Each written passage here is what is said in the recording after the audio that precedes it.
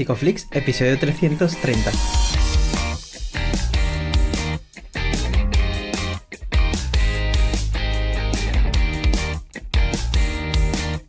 Bienvenidos a Psicoflix, un podcast para psicólogos y psicólogas, un podcast donde entre todos buscamos ser cada vez mejores profesionales de la psicología. Aquí hablamos de todas las estrategias, técnicas y noticias de la psicología contemporánea, pero siempre con la evidencia científica que nos gusta defender. Hoy estamos emitiendo nuestro episodio número 330, en el que vamos a hablar de las barreras y la inflexibilidad del terapeuta. Pero antes, recordaros que en psicoflix.com podéis registraros y acceder a la newsletter gratuita para estar al día de todas nuestras novedades. Bueno, bienvenidos al podcast, muchas gracias por estar aquí, yo soy Ye. Darío, ¿cómo estás? ¿Qué tal va ese lunes?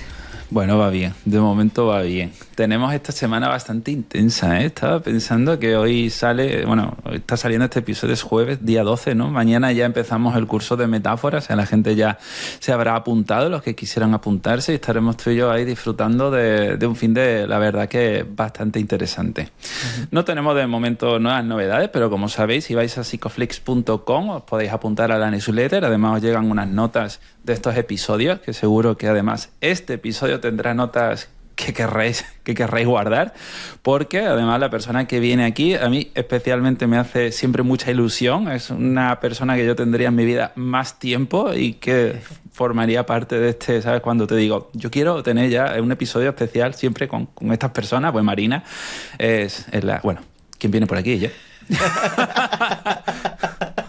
No se ha escuchado, vamos a meter un blip ahí. Pues la verdad que sí, concuerdo contigo, estoy muy feliz de que esté por aquí con nosotros Marina Bazaga. Es psicóloga, máster en psicología clínica y de la salud, máster en terapias contextuales, es experta en terapia de conducta infanto-juvenil y directora de su despacho en Madrid, en Somos Conducta. Y bueno, desde recientemente también ahora es directora académica y docente en el diplomado, experto universitario en AC de la Universidad Internacional de La Rioja. Bienvenida, Marina. Hola chicos, buenos días y gracias una vez más por vuestras palabras y por invitarme siempre con los brazos abiertos. Es un gran placer. Bueno, Marina, para nosotros siempre es un placer tenerte cerca en general, y si además es en un episodio, pues mejor todavía, ¿no? Porque salen siempre conversaciones muy interesantes. Pero antes de seguir con el tema, cuéntame, porque en tu caso parece que tienes más de 4.000 semanas, yo creo que has hecho de vida, has conseguido algo, has extendido el tiempo, así que cuéntame, ¿en qué estás metida?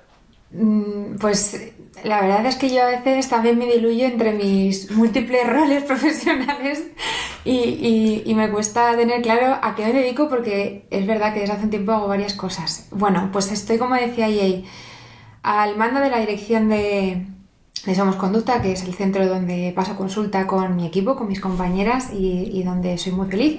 Desde ahí hago la mayor parte de mi trabajo, que se divide entre pasar consulta, supervisar al equipo y otras funciones de supervisión clínica a otros profesionales. Y por otro lado, desde hace unos meses, pues también ando inmiscuida en la dirección, bueno, ha sido en casi el diseño, el orquestado, ¿no? La concreción de equipo, ¿no? Y el abordaje de la dirección del reciente experto en ACT, ¿no? que se saca desde la Universidad Internacional de La Rioja, desde la UNIR, y que pronto va a comenzar. Entonces eso ha supuesto también parte de mi tiempo, porque poca broma lo de dirigir y montar una formación académica de este tipo. Además de estar en otras universidades dando también algo de docencia, también desde el enfoque contextual. Así que un poquito en cada cosa, ¿no? Por así decirlo. Pero siempre desde el enfoque funcional contextual, que es clave. Que voy a tenerte aquí, ¿no? Que extienda ese espacio-tiempo que decía Darío para sacarnos un hueco, para estar aquí hoy con nosotros. Y pensaba, Marina, me quería ir como muy atrás en el tiempo, a esa Marina que dio su primera sesión. No sé si recuerdas a esa persona que tenías delante en esa primera sesión. Y quiero que nos vayamos, ¿no? Como a esas barreras que notabas tú como terapeuta al principio, ¿no? Cuando tenías a esa primera persona delante de ti, porque creo que nos puede ayudar también, ¿no? A contextualizar un poco el episodio. Total. Bueno, pues hace ya mucho tiempo. Va a ser pues algo más de 10 años y yo creo que estaba en ese momento totalmente atravesada por la necesidad de hacer las cosas de forma correcta y de ser buena profesional, ¿no? Que yo creo que es una muy clásica a los inicios, ¿no? Cuando somos súper nobles. igualmente creo que también estaba muy pegada a la idea socialmente establecida de lo que es una terapeuta, ¿no? Con su americana, con tu actitud hipercorrecta, hipereducada, también en una especie de baile entre cercana pero distante porque eres una profesional. Y bueno, yo me recuerdo totalmente emocionada e ilusionada por poder estar ahí, pero con un gran peso a nivel de responsabilidad en mis hombros, ¿no? Que quizás no identificaba tanto como algo costoso, pero que según avancé empecé a notar que yo me acuerdo que decía mucho una cosa que era: esto no está pagado.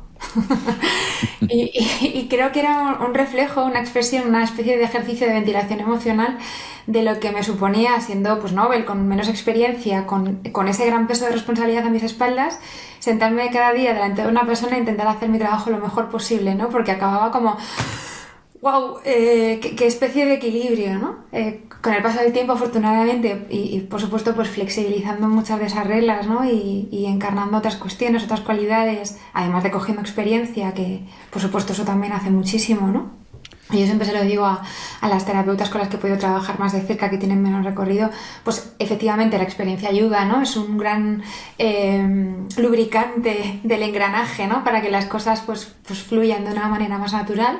Pero yo recuerdo que eso luego se fue diluyendo afortunadamente y ya llega como el disfruto de lo que hago, ¿no? Y no solo estoy pendiente de monitorizar que aquí se están dando las cosas que tienen que darse.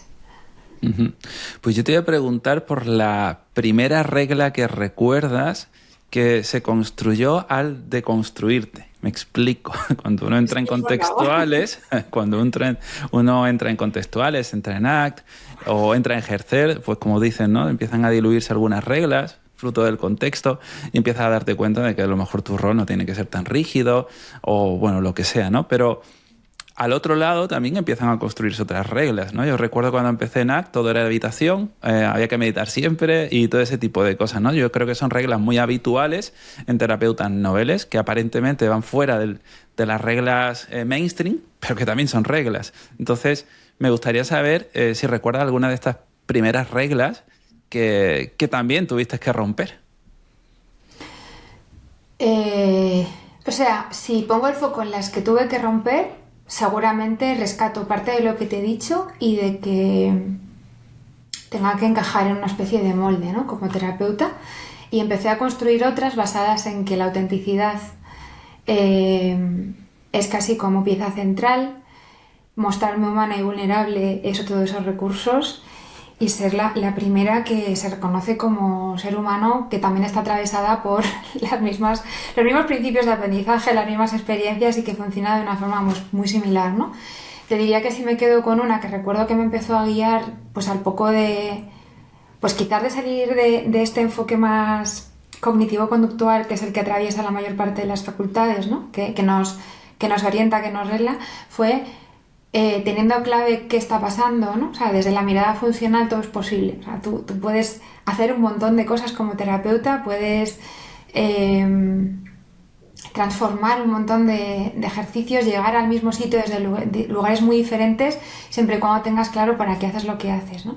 Y yo recuerdo que eso para mí fue especialmente útil porque tiró de golpe un montón de protocolos y de instrucciones sobre qué tenía que pasar exactamente en cada sesión, más allá de orientaciones centrales importantes, ¿no? Como que las primeras sesiones son de encuadre, donde la alianza terapéutica es especialmente potente, el punto de salida y que la conexión ahí se dé, pues seguramente facilite mucho el trabajo posterior y demás, ¿no?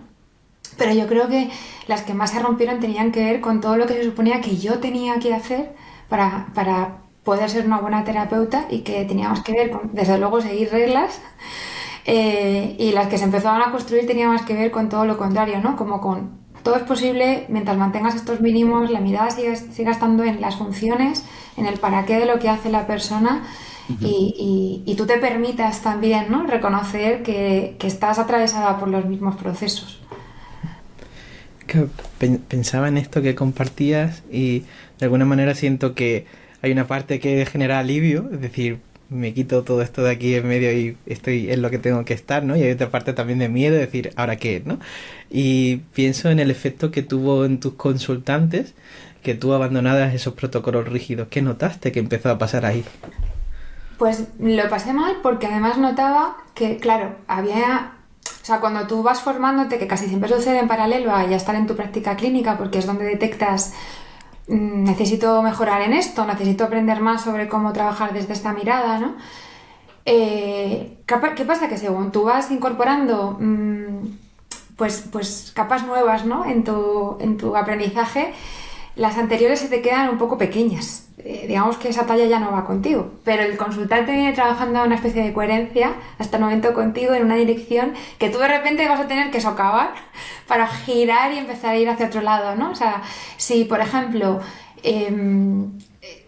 desde el legado que nos traspasan, ¿no? Nosotros tenemos como que aportar soluciones y a partir de cierto momento tú aprendes como terapeuta, wow, esto es parte del problema y estoy alimentando lo mismo que le pasa al consultante, ¿no? Que ha probado un montón de cosas, no le funciona, viene a terapia como el intento de encontrar una solución diferente. Y desde los enfoques tradicionales, pues un poco que nos enseñan a hacer esto, ¿no? Eliminar estos síntomas, intentar decirle a la persona cómo resolver ese problema, que tenga súper claro su análisis funcional para que entienda y que ahí entonces acepte tu nueva propuesta, ¿no? de funcionamiento sobre el mundo, salir de esto para pasar a entrar en vamos a explorar juntos cómo te viene funcionando lo que haces, vamos a probabilizar que tú derives nuevas formas, vamos a tener en cuenta tus valores. Pues yo recuerdo que fue un momento de inflexión potente donde notaba además que entraba en conflicto la intervención previa con la nueva, ¿no? Y yo me acuerdo que ahí tuve que, o sea, más allá de que intenté simplemente dar el giro y probabilizar que me siguiera, en algunos casos tuve que hacer otra cosa que también me costaba en su momento y que también yo creo que tiene que ver con ser más noble, ¿no? Y con que quizás esto choca con lo que nos vienen diciendo respecto a mostrarnos como autoridad sabia, que controla y que sabe lo que hace, que fue poner sobre la mesa, oye, quizás hemos venido trabajando de un modo que nos ha servido para esto, pero que ahora mismo ya no nos está funcionando, ¿no? Y quiero que nos sentemos tú y yo por un momento a mirar de frente a esto, a ver si lo estás percibiendo como yo, si notas que yo tiro en una dirección y parece que tú estás resistiéndote y tirando hacia otra y en el fondo es porque pues quizás hay cosas que yo debería haberte planteado de otra manera, ¿no? Y te propongo que ahora pues empecemos a trabajar más orientadas o orientados a este objetivo, que en el fondo tiene que ver que tú tengas más capacidad para llevarte a diferentes áreas de tu vida, la competencia de llevarte mejor con las emociones difíciles, ¿no? O con los pensamientos más evaluadores. Esos fueron como los puntos más que yo más recuerdo que empezaron a suceder en esa travesía, ¿no? En esa evolución de mí como terapeuta según ganaba más formación. Uh-huh. Mariana, yo no sé si te acuerdas en tus inicios de la facultad, también al finalizar el instituto somos más o menos los tres de la misma generación. Y fue cuando aparecen todas estas libretitas de Mr. Wonderful, la psicología está positiva, ¿no? Todos estos mensajes de autoayuda. Pero en contra de eso aparece también otro discurso, ¿no? Un discurso más validador, ¿no? Más validante, más en dirección a las contextuales, ¿no? Yo creo que ya hemos pasado eso, ¿no? Ya no veo tanta búsqueda de ese mensaje positivo y tal, ¿no? Pero me pregunto, ¿y cuál será el mensaje ahora? ¿Cuáles serán esas reglas que ahora se están construyendo? Y los centro en los terapeutas, las terapeutas, en psicología como tal, ¿no? Porque si en su momento era esa tendencia sobre la autoayuda, la autosuperación, la autorrealización y todo eso tan positivo, ¿no? Que Byung-Chul Han también señala en sus libros, pues ¿qué será lo que está pasando ahora? ¿Cuáles son esas reglas que están confeccionando el traje de las terapeutas y los terapeutas que nos escuchan? Yo creo, y lo baso en cosas que observo, que el peso de la eficacia, ¿no? De ser un terapeuta eficaz con mucha pericia, que conoce exactamente qué está haciendo en cada momento, está también siendo un arma de doble filo.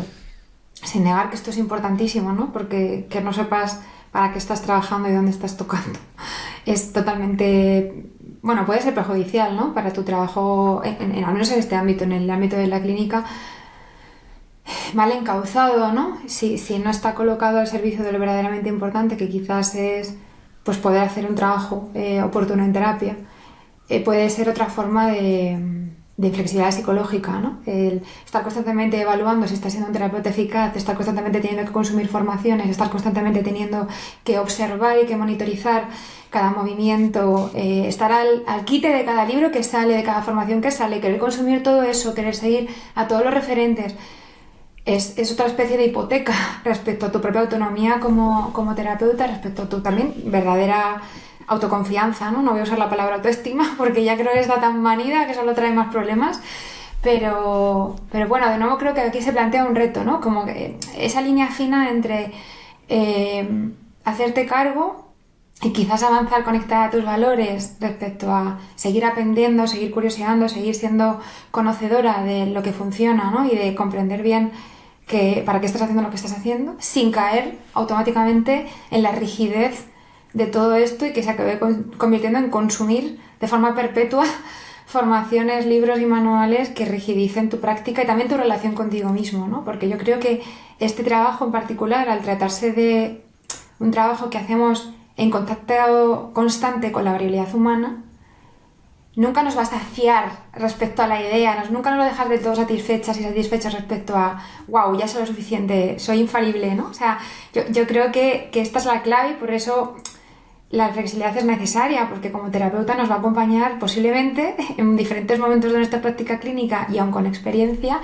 la sensación de que a veces pues no somos del todo eficaces, de que no siempre conseguimos ayudar, de que no está todo en nuestra mano y o le haces hueco a esto, o lo llevas bien, o como intentes erradicarlo a toda costa, no te queda otra que entrar en una especie de carrera sin fondo, ¿no? Donde esto suceda. Yo creo que van por ahí los tiros, un poco desde mi experiencia y lo que me encuentro yo en el contexto de supervisión. Habrá más cosas seguramente. No sé qué pensáis vosotros, pero yo percibo un poco esto. Claro, justo, ¿no? Cuando dices esto, pienso en que las conductas de nuestros consultantes producen funciones en nosotros también. Y quiero lanzarte una doble pregunta respecto a esto, porque hay mucho énfasis en las formaciones siempre en lo que hace el consultante, pero se mira poco ese flex propio como terapeuta o esas T1 o, ¿no? O T2 también del terapeuta, ¿no? Esos obstáculos y esos avances que uno nota desde FAP. ¿Qué pasa por un lado para que eso suceda? ¿Y qué cosas te han ayudado a ti para discriminar mejor tu conducta, ¿no? Porque uno cuando empieza siempre muy enfocado, ¿no? En su carrera, en lo que el consultante hace, y poco a poco hay un proceso progresivo en el que empiezas a mirar hacia ti. ¿Cómo ha sido para ti? Yo creo que mis propias emociones fueron un gran radar para trabajar en esto. Yo recuerdo que salía de sesión a veces con la sensación de, voy a decir, como de cierta sospecha hacia mí misma sobre lo que acababa de pasar en sesión, ¿no? Como de, revisa esto porque te ha provocado una forma de sentir específica, o te deja preocupada, o te deja especialmente removida, o te deja una sensación de injusticia muy potente, que obviamente eso también estaba atravesado por mi propia historia, ¿no? Porque todos traemos un bagaje, todos estamos expuestos a la vida, ¿no? Y todo adquiere significado desde ahí. Y yo recuerdo que esa especie de revolución emocional inicialmente se traducía en que yo me revisara y rumiara básicamente sobre si soy o no buena terapeuta, y que con el paso del tiempo acabó siendo, espera, que quizás esto me habla de algo más potente, que no es solo cómo estoy haciendo mi trabajo, sino qué tipo de intercambios están sucediendo aquí, ¿no? Y cómo tengo que aprovechar este momento también y la información que me da mi propio altavoz emocional para intervenir mejor con esta persona, ¿no? Pero nada de esto yo creo que es útil si en mi vida personal yo no hubiera también estado abierta a reconocer dónde podía estar comportándome de forma inflexible. O sea, yo recuerdo que, o sea, yo creo que ser terapeuta es un viaje de ida y vuelta entre la persona y la psicóloga, ¿no? O sea, al final no es que te lleves el trabajo a tu vida personal o tu vida personal al trabajo, pero estás todo el rato viva y despierta y te están pasando cosas que te permiten ponerte en lugar de los consultantes y entender mejor desde ahí cómo se viven algunas cosas para ajustar tu conducta terapéutica y viceversa. Tú como terapeuta haces ciertas cosas que luego te puedes aconsejar a ti misma también cuando estás mal como persona, ¿no? Entonces yo creo que según incrementó mi flexibilidad personal también pude trabajar mejor porque me daba cuenta de que muchas de las cosas que me estaban costando hacer en terapia tenían que ver con que en mi vida personal yo también intentaba funcionar de un modo concreto, ¿no? Entonces, bueno, yo creo que este es un tema, ¿no? De que las formaciones en psicología también deberían incluir en algún momento determinado el trabajo específico con las barreras del terapeuta, que es todo eso que nos recorre por dentro, todo eso que pensamos, todas las evaluaciones que nos van a visitar también mientras estamos haciendo nuestro trabajo, porque una buena relación con todo esto va a permitir que sigamos pudiendo poner el foco en lo relevante y estar al servicio de lo que nos trae la persona a consulta, ¿no? Si en cambio estamos atravesadas y nos vamos con la corriente de si estamos haciendo bien o no nuestro trabajo, de si estamos siendo entendidas o no, de si efectivamente la persona se está sintiendo como se tiene que sentir, el foco lo acabamos de sacar, ¿no? de lo relevante y es más probable también que después esa mosca detrás de la oreja nos manda un mensaje, ¿no? Que es no hemos estado ahí, no hemos estado con la persona. Me voy a poner modo de vetero y pienso en que todo esto es súper importante, ese trabajo individual, esta autorreflexión, esta supervisión o autosupervisión, pero volvemos a un exceso de auto, ¿no? Un yo hipertrofiado, ¿no? Y un entorno cada vez más individualista, ¿no? Y quiero preguntarte sobre la función que tiene la comunidad dentro del propio moldeamiento de las terapeutas, porque, bueno, no sé cómo lo ves, si ves que está el entorno bien, sano, muy castigador, es reforzante, ¿y qué se refuerza? Que también habría que preguntarse eso. Bueno, pues creo que hay de todo. Creo que es importante, claro, es que este es un tema central, ¿no? Porque también entraríamos en que los propios entrenadores, los propios agentes que van a trabajar con otros profesionales de la psicología, en este caso clínica, para potenciar ciertos repertorios, también deberían encarnar los principios de la flexibilidad, ¿no? A todos los niveles. ¿Qué pasa? Que también se da un baile particular entre querer trasladar autoridad, conocimiento, éxito y estar en el barro, ¿no? Bajar ahí a poder mostrar qué es el día a día de un terapeuta, ¿no? Y los casos de éxito y los casos de fracaso, porque también los tenemos y de esos aprendemos un montón, ¿no? Y yo creo que hace falta también invocar a la cualidad de la valentía y de la apertura de la humanidad en este sentido para ser modelos realistas y hacer un favor a la propia salud mental de los futuros profesionales, ¿no? Que se están formando, porque algo que yo me he encontrado en muchas ocasiones son expectativas turbulentamente construidas sobre cómo se tiene que ejercer, qué cosas tienen que pasar, con qué tipo de velocidad, en qué momento tiene que suceder, ¿no? Yo creo que, de nuevo, hay una gran diferencia entre tratar de ser lo más eficaz posible, tratar de hacer en cada sesión lo mejor que puedas hacer, como si fuera la única ocasión que tienes para estar en contacto con tu consultante, sin llegar al punto de trasladar que somos infalibles, que todo depende de nosotros, que la persona va a cambiar por una hora de sesión que tenga contigo cuando hay tantas variables que están atravesando el comportamiento, las contingencias tienen tanto peso, ¿no? Históricas, micro y macro, que no ajustar eso en las formaciones para que el terapeuta también sepa hasta dónde y para qué hace lo que hace, ¿no? Yo me encuentro eso mucho, ¿no? Que en supervisión la losa del rol de experto, modelos que efectivamente pues están a lo mejor a años luz, ¿no? En cuanto a experiencia y que pueden no acercarse tanto a trasladar, oye, ¿qué es lo que pasa en sesión y qué es normal que pase? Y normalizar esas experiencias y cómo te puede marear a ti en tus inicios, ¿no? De la formación.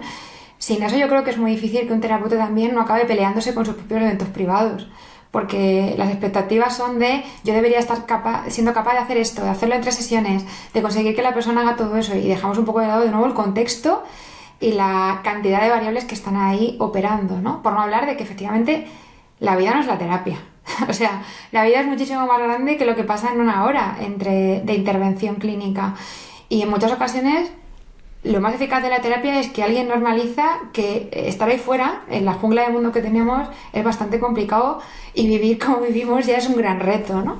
Entonces no es tanto que seas una especie de dios terapéutico que tenga todas las herramientas para conseguir desmantelar el problema del paciente, ¿no? Del consultante, como para estar actualizado respecto a cómo funciona el mundo y también permitir y validar, ¿no? Que vivir ahí fuera sea innecesariamente emocionante e inevitablemente emocionante debido a cómo funciona el mundo a día de hoy, ¿no?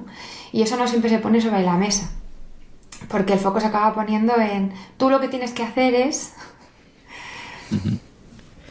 Claro, el gran reto de la terapia es modificar el lenguaje a través del lenguaje y muchas veces eso nos puede llevar a pasar sesiones y sesiones intelectualizando sobre el problema o sobre lo que debería ser o tendría que ser. ¿Qué pasa para que a los psicólogos nos cueste tanto, ¿no? La experiencialidad y llevar una y otra vez a la persona ahí, ¿no? Yo me veo ahí siempre, muchas veces. Bueno, yo creo que estamos hechos de dar instrucciones y de recibir instrucciones, en general, ¿no? Como sociedad. Hasta el modo en el que están construidas nuestras redes sociales se basa en eso, ¿no? Como comparte contenido de valor y acaba siendo de nuevo reglar a la sociedad. Pero en nuestras formaciones de toda la vida también pasa esto, ¿no? Como, toma, apréndete este arsenal de contenidos. Yo creo que eso nos saca de la mirada procesual, ¿no? Del enfoque basado en el cambio in situ diariamente, pero eso, a mí recoger que siempre evaluamos e intervenimos, ¿no? Que yo creo que es algo que no ocurre de forma fragmentada, sino que está sucediendo todo el rato, me lleva a devolver la mirada un poco al proceso de nuevo. Pero, vamos, desde mi punto de vista, hay todo un legado de formaciones que siguen dedicándose a hablar de pensamientos y de emociones, más que a trabajar con eso y a detenerse a observar qué está apareciendo y poner en contacto con la experiencia. Desde luego, da mucho más vértigo, ¿no? Es muchísimo más fácil entrenar a personas en seguir un manual que en trabajar in situ con lo que acontece, con lo que estamos experimentando, con autodiscriminar y ser autoconsciente de uno mismo y del otro. Porque eso cambia, de hecho, la manera en la que hay que construir las formaciones.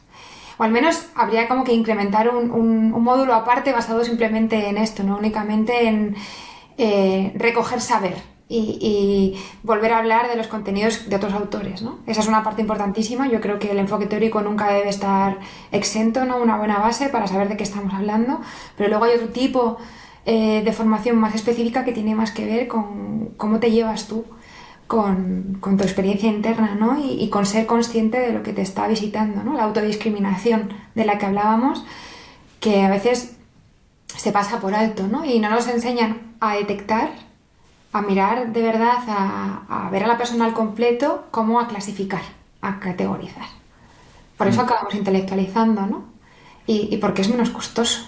Lo otro supone bajar al barro, como decíamos, y ser un canal conductor de las emociones, no estar cómodamente en tu silla, sino estar verdaderamente presente con lo que supone a grandes rasgos, que es dejarte sentir. Sí, al final nos gusta mucho hablar, nos gusta mucho leer, nos gusta escribir algunos, o sea que al final esto refuerza todo eso. Marina, estaba pensando justo en esas reglas que a veces compramos y a lo mejor no deberíamos, y me gustaría pedirte, si tú puedes observar en ti y en tu historia, quiénes o qué suelen influir más en la manera en la que ves el mundo y trabajas. Me explico. Si hay ciertas personas, voy a poner un ejemplo concreto, ¿no? Molinero. Oye, por ejemplo, también, ¿no? Incluso tú, Marina. A mí me podéis vender lo que queráis. O sea, es decir, que os voy a hacer mucho caso. A mí tú me dices cualquier cosa, Marina, y yo te voy a hacer mucho caso. A lo mejor no debería, pero te lo voy a hacer, ¿no? A una falacia de autoridad. Al final estamos condicionados y hay determinados referentes a los que va a ser muy fácil hacerles caso.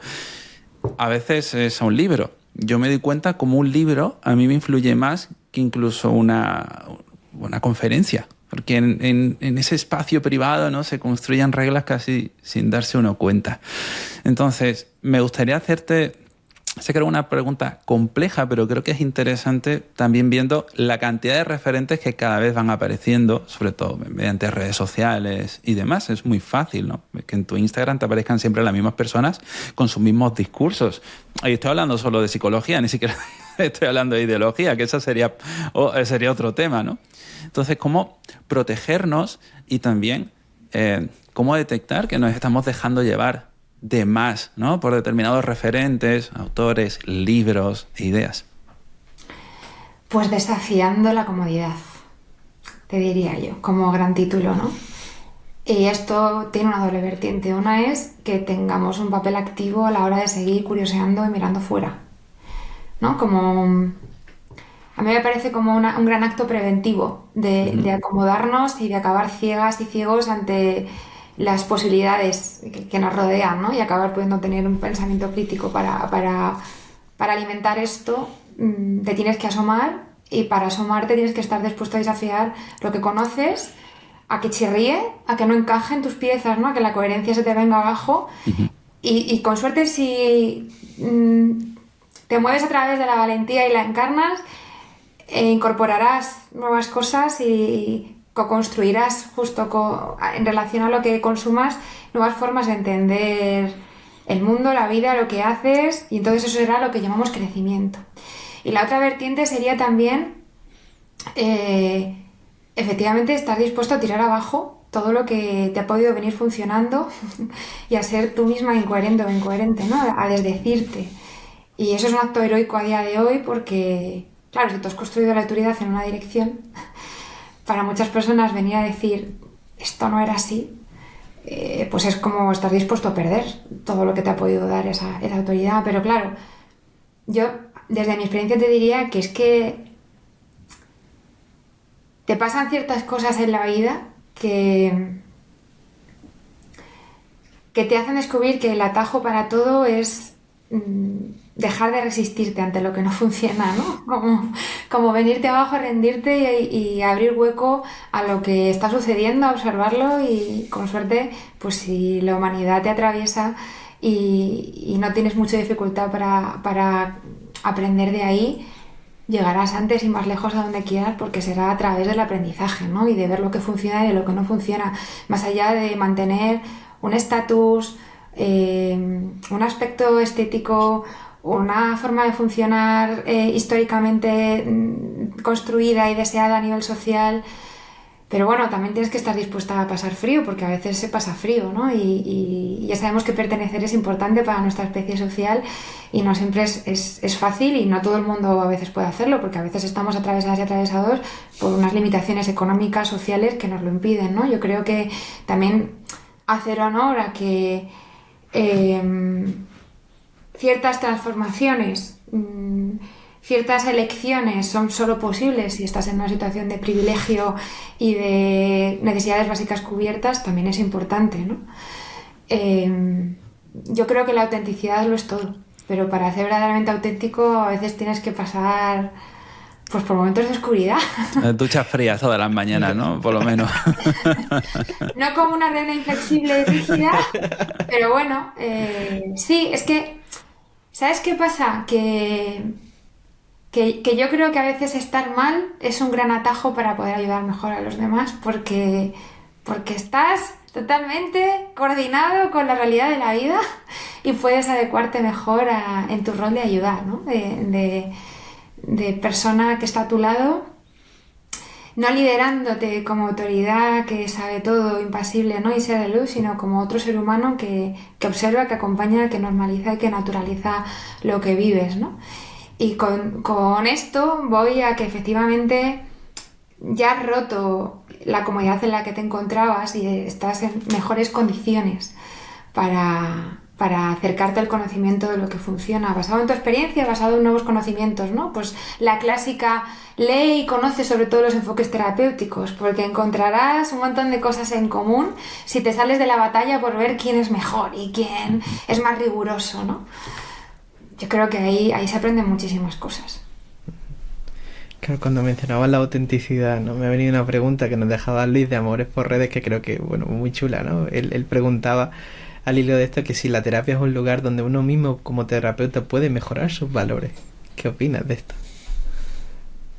¿Sus valores como persona en general, sí, sería? Pues yo creo que sí, la verdad.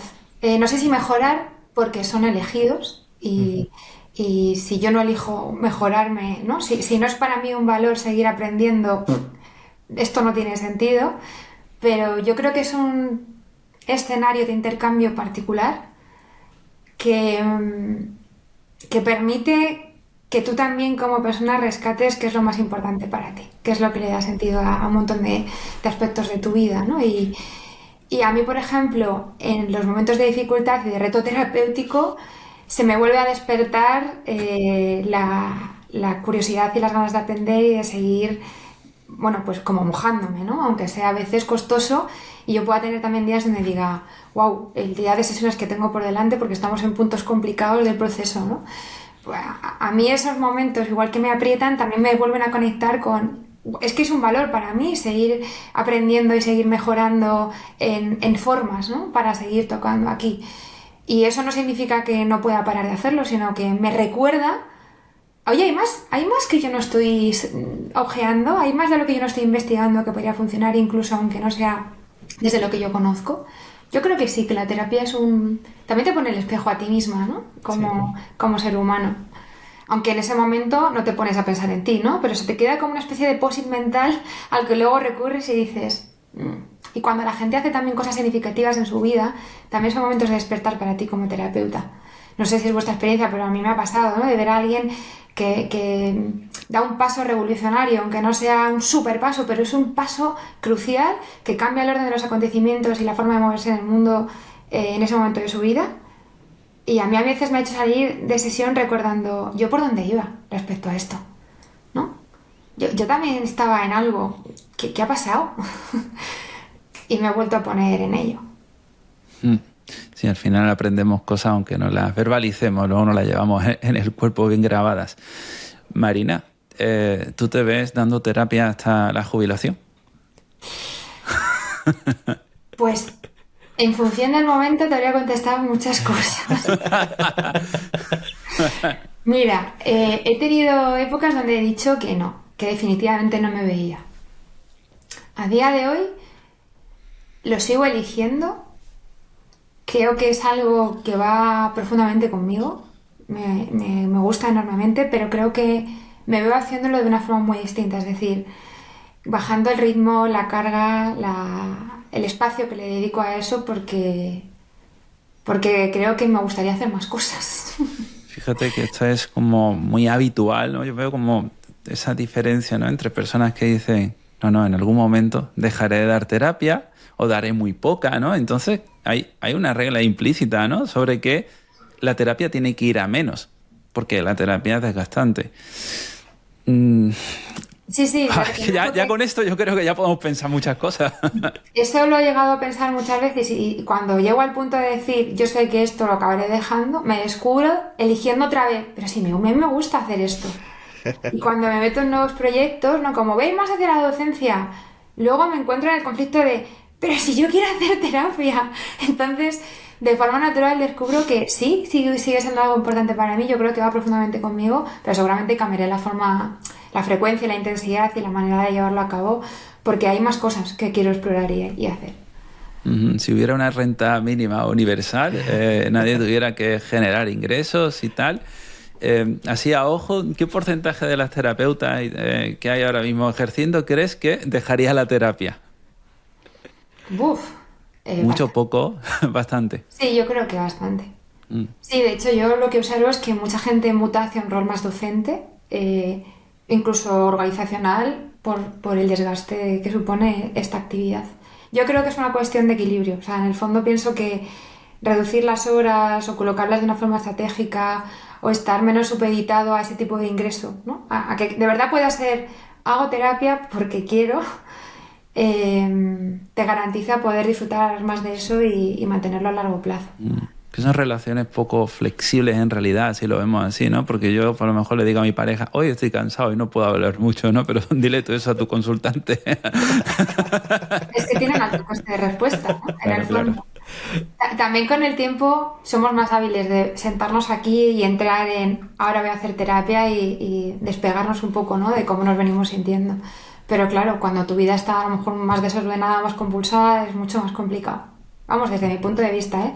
Yo reconozco esta experiencia de que entras a terapia y te sales un poco de ti, pero desde mi experiencia personal, a mí me ha costado mucho hacer terapia cuando yo estaba pasando por un mal momento porque mis recursos estaban mucho más mermados. Igual que podía estar muy creativa a la hora de conectar con el malestar porque estaba a flor de piel, yo acababa mucho más cansada y en este trabajo eso va pasando factura. Claro, porque es muy frecuente ver terapeutas achicharrados, ¿no? Cuando quedamos nosotros y hacemos quedar y hablas con cualquiera y dices que estoy muy cansado, es que no. Y pienso, ¿no? ¿Cómo ha sido para ti este ciclo de quemazón y volver a conectar con la terapia de nuevo, ¿no? ¿Cómo lo has navegado? Pues lo he tenido hace poco. De hecho, lo compartía con alguna compañera y totalmente identificado porque pasarme de rosca en cuanto a carga, estimar de una forma más optimista que iba a poder de lo que luego se puede, más cosas que tú no previenes, ¿no? Que no puedes anticipar de tu vida personal, que se te pueden ahí también juntar. Y a mí, o sea, yo me acuerdo que acabé el año diciendo, necesito unas vacaciones infinitas. Y he transitado todo enero y todo febrero cuidando mucho los fines de semana de mi energía y también reduciendo el ritmo de iniciar nuevos procesos. Lo he tenido prácticamente parado en aras de centrarme en atender bien lo que había, avanzar en procesos, cerrar otros que estaban ya a las puertas de cerrarlos, no precipitarme sabiendo que había gente pendiente de comenzar y transitar las horas libres, esas típicas horas sueltas en hacerlo de verdad desde otra forma, ¿no? No como otra hora para resolver tareas, sino una hora donde a lo mejor voy a leer o una hora donde no voy a seguir trabajando. En esta hora descanso, me muevo y voy a hacer otra cosa. Y a nivel personal he reducido mucho mi vida social esos fines de semana porque necesitaba parar. O sea, como entrar en hibernación para volver bueno, pues un poco en déficit, ¿no? Para volver a tener motivación y ganas. Ahora parece que me voy recuperando y ocurre en un momento oportuno también porque pues llegan más proyectos y más cosas que hay que atender. Pero sí que ha sido un gran recordatorio de, oye, para disfrutar de esto y hacerlo bien, tú no puedes estar quemada. Tú tienes que disfrutar y tener el margen y no ir con la lengua afuera ni por supuesto intentar llegar a todo porque es realmente inviable. Aparte de que, pues como decimos, ¿no? Que es que no es cualquier trabajo, que es que trabajamos con emociones difíciles y aunque tengamos experiencia, pues no es como a lo mejor dedicarnos a ordenar una estantería, con mis perdones, ¿no? Pero la carga está ahí. Carga emocional.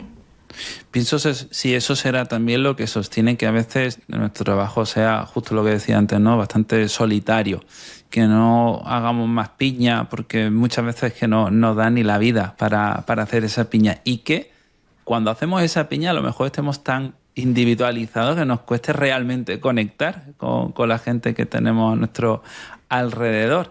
¿Cómo está tu comunidad? ¿De dónde sale tu comunidad? ¿Cómo la cuidas? ¿Cómo te cuidas ante ella? Cuéntame.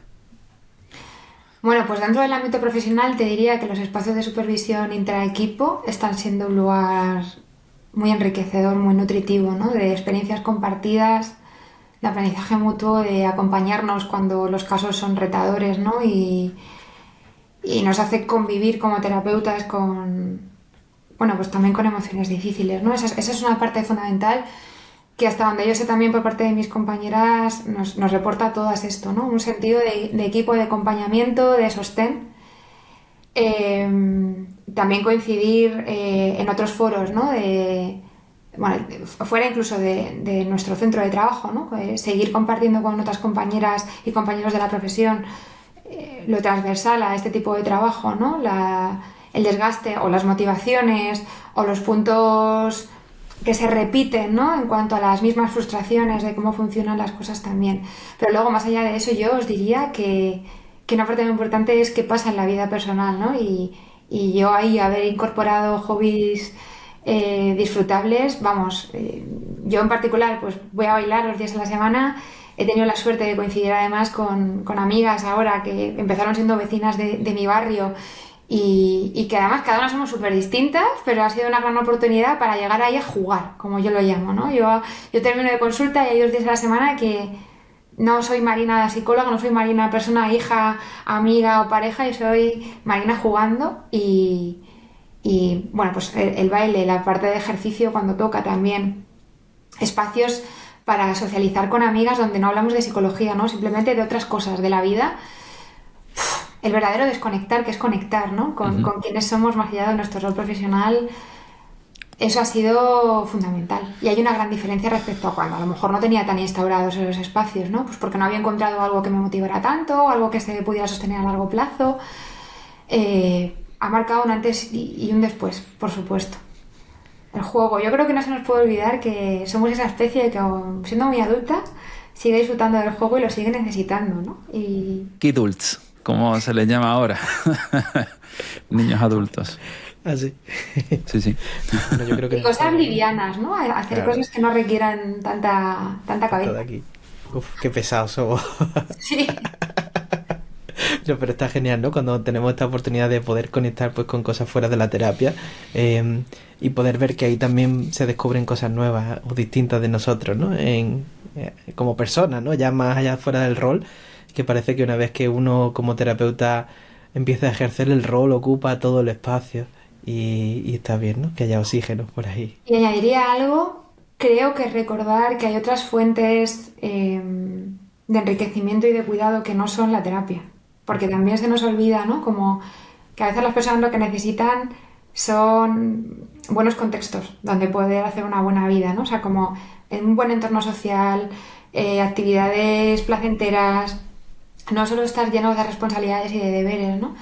Yo creo que a veces la gente llega a terapia desde la ausencia o el déficit de todo esto, y el trabajo no es solo que en terapia se vea que falta, sino que en la vida sea posible que la gente tenga acceso a ese tipo de espacios, ¿no? Yo, por lo de antes, yo tengo un guiño con mis compañeras de baile que es, ellas dicen, he tenido un mal día, qué ganas de llegar a clase a bailar, ¿no? Y yo digo, el baile es el mejor acto terapéutico en muchas ocasiones, porque no es ir a hacer terapia, es ir a estar en la vida y es ir a dejar de hiperreflexionar en muchas ocasiones. Pero digo baile como quien mete ahí crossfit, natación, senderismo, running o simplemente tomarte un café al sol, ¿eh?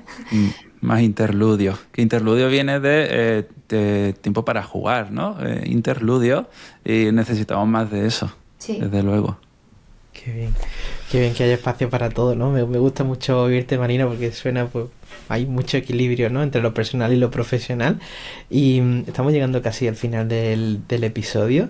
Sí que es cierto, ¿no? Que esta parte profesional, pues, ha estado ocupada, en tu caso, ¿no? Pues con este diploma de ACT. Y me gustaría, pues, que nos cuentes un poco, pues, qué se van a encontrar las personas que se matriculen. Bueno, pues quizás una formación principalmente orientada al moldeamiento también de terapeutas en ACT, ¿no? Desde luego va a haber un breve recorrido teórico para sentar bases, pero la idea es que pronto, desde los pocos capítulos, ¿no? de este experto, se empieza a poner el foco en el manejo de ACT y del conocimiento de los procesos desde la propuesta de Torneque, Luciano y colaboradores, ¿no? Las tres estrategias centrales, más allá del Exaflex, ¿no? Pues por dar una comprensión más esencial, ¿no? De lo que verdaderamente es transversal al modelo ACT, más allá de las diferentes propuestas. La oportunidad de trabajar desde ahí a través de diferentes problemáticas y también a través de diferentes contextos, ¿no? Porque no nos vamos a centrar solo en el abordaje clínico, aunque quizás es el abordaje que más espacio va a ocupar, pero también la idea es que se lo puedan llevar el modelo a otros escenarios. Y la oportunidad de trabajar pues con compañeras y compañeros que llevan trabajando en la clínica pues bastantes años, alrededor de 10 años más o menos de media, que están en el ámbito aplicado y en el ámbito también docente. Pues ahí están Darío, ahí estarán Juanjo, está Jorge Ruiz, está Marta Cortizas, Lucía González, Aquilina, en fin, pues varios compañeros y compañeros que son conocedores del modelo y que desde mi punto de vista, pues entre todos pues podemos enriquecer también la propuesta formativa, porque llevaremos nuestro estilo, ¿no? Y nuestra forma de hacer las cosas en el día a día, como decía, poniendo un poco el acento más en la parte práctica que en volver a quedarnos enredados en hablar de ACT. Muy bien. Yo doy fe de que está diseñado con mucho cuidado, con mucho cariño, lo he visto desde dentro y por eso me uní, Marina, porque sabía cómo ibas a hacer las cosas y efectivamente pues han quedado estupendas. Una suerte contar con vosotros, la verdad. Muchas gracias. ¿Dónde pueden encontrar toda esta formación y dónde te pueden encontrar a ti también, Marina? Pues esta formación aparece anunciada en la web de la UNIR como curso experto ACT. Ahí podrían encontrar todos los datos. Este miércoles, de hecho, hay una sesión informativa gratuita donde vamos a hablar un poco de los detalles metodológicos, formativos y evaluativos del programa. Y por lo demás, Miércoles, Marina, ¿miércoles qué? este miércoles día 11 Vale, ya lo habrá. Vale, ya habrá pasado. Sí, Estamos grabando a día 9. estaba pensando en eso. No hay problema. Bueno, me consta que la información va a seguir abierta y que además esto va a quedar grabado. O sea que se pueden poner en contacto con UNIR directamente y esta información se la van a facilitar. Y para cualquier otra cuestión o similar, pues a través de somosconducta.com, que es la web de donde yo trabajo, de info@somosconducta.com, que es el email desde el que también me pueden contactar en directo. Maravilloso, pues dejaremos todo enlazado en las notas de este programa para que lo tengan todo a un clic y os animamos pues también a inscribiros, que el mes que viene empieza ya el curso de expertos. Muchas gracias por estar aquí, Marina. Ha sido siempre un gustazo escucharte y ojalá vuelvas pronto por aquí también. A vosotros, que tengáis Muchas gracias, Marina. Muchas gracias, y muchas gracias a ti que estás escuchando este programa. Si te ha gustado, recuerda suscribirte, porque la semana que viene estará por aquí Miriam Rocha hablando también de un análisis funcional de un caso, así que os animamos a estar por aquí. Y nada más, que nosotros nos vemos el próximo jueves a las 8 de la tarde con un nuevo episodio aquí en psicoflip.com, en Spotify, en iTunes, en iVoox y en YouTube. Hasta luego. Hasta luego.